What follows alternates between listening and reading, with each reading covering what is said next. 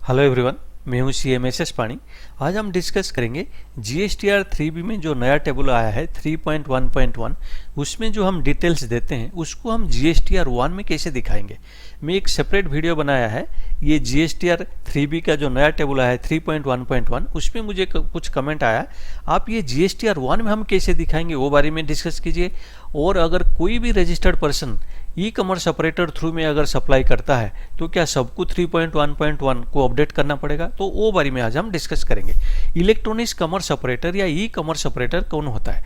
जो any person जिसका कोई ये इलेक्ट्रॉनिक प्लेटफॉर्म या डिजिटल प्लेटफॉर्म है, वो ओन करते हैं, वो ओनर है या उसको मैनेज करते हैं या ऑपरेट करते हैं, वो होते हैं ई कॉमर्स ऑपरेटर।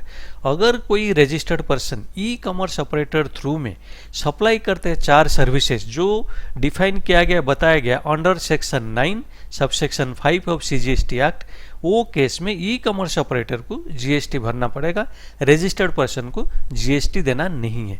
वो जो सर्विसेज, जो 4 सर्विसेज क्या है, वो 4 सर्विसेज है passenger transport services, accommodation services, housekeeping services, restaurant services. अगर कोई रजिस्टर्ड पर्सन ये कोई सर्विसेज एनीवन, कोई एक देने से चलेगा या एनी कॉम्बिनेशन, ये कोई भी सर्विसेज, ये 4 सर्विसेज से कोई भी सर्विसेज या 1 और मोर एनी कॉम्बिनेशन में अगर देते हैं ई कॉमर्स ऑपरेटर थ्रू में, तो उनको GSTR 3B में जो नया आया है, जो ये टेबल 3.1.1, उसमें डिटेल्स देना पड़ेगा।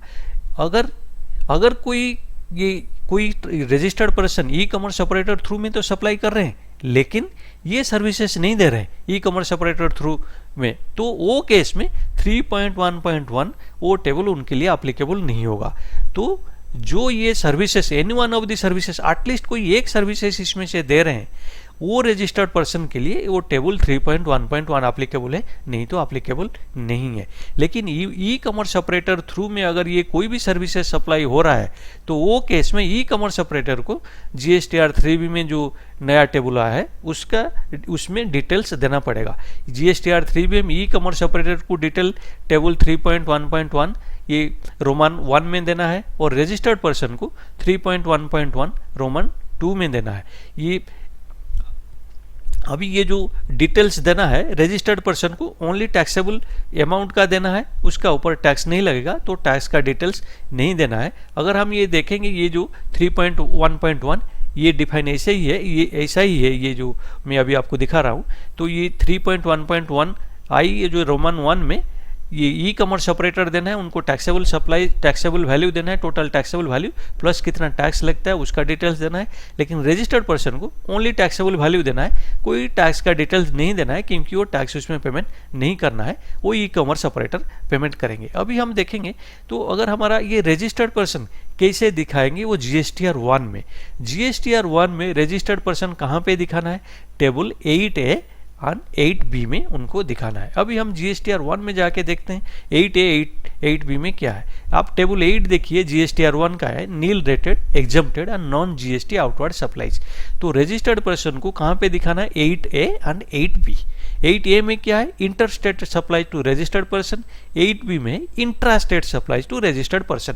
इसमें आपको जो रजिस्टर्ड पर्सन को जो सप्लाई कर रहे हैं any one of the services, अगर जो 4 सर्विसेज हम डिस्कस किए, तो 8A एंड 8B में डिटेल्स देना है। लेकिन जो भी हम डिटेल्स देते हैं GSTR 1 में वो GSTR 3B में ऑटो पॉपुलेटेड हो जाता है। तो वो केस में हम GSTR 3B में कैसे उसको दिखाएंगे? तो ये जो भी हम GSTR 1 में देते हैं ऑटो पॉपुलेटेड हो जाता है। अगर ये ऑटो पॉपुलेटेड होता है लेकिन ये एडिटेबल है, आप एडिट कर सकते हैं, तो इसीलिए आपका जो अमाउंट आप सर्विसेज के लिए जो सप्लाई कर रहे हैं ई कॉमर्स ऑपरेटर थ्रू में, वो अमाउंट आपका जो फिगर ऑटो पॉपुलेटेड आ रहा है उसमें से आप ये निकाल दीजिए, उसमें से लेके आप 3.1.1 में उसको दिखा दीजिए, क्योंकि ये एडिटेबल है। ई कॉमर्स ऑपरेटर के लिए भी ऐसा ही है, वो एडिट कर सकते हैं, क्योंकि ये जो भी ऑटो पॉपुलेटेड आ रहा है उसको हम एडिट कर सकते हैं। तो रजिस्टर्ड पर्सन 8A 8B में GSTR 1 में दिखाइए, उसका जो ऑटो पॉपुलेटेड होगा उसमें से आप एडिट करके जो फिगर वो 4 सर्विसेज के लिए आप सप्लाई आ रहा है, जो सर्विसेज के लिए आ रहा है, आप वो ये टेबल 3.1.1 में दे दीजिए। लेकिन को जो रजिस्टर्ड पर्सन ये जो 4 सर्विसेज नहीं दे रहे हैं उनके लिए ये हम पहले डिस्कस किए ये टेबल एप्लीकेबल नहीं है। तो पहले वो जैसे कर रहे थे GSTR 3B ये GSTR 1 फाइल कर रहे थे वो हिसाब से उनको देना पड़ेगा, वैसा वो फाइल करेंगे पहले।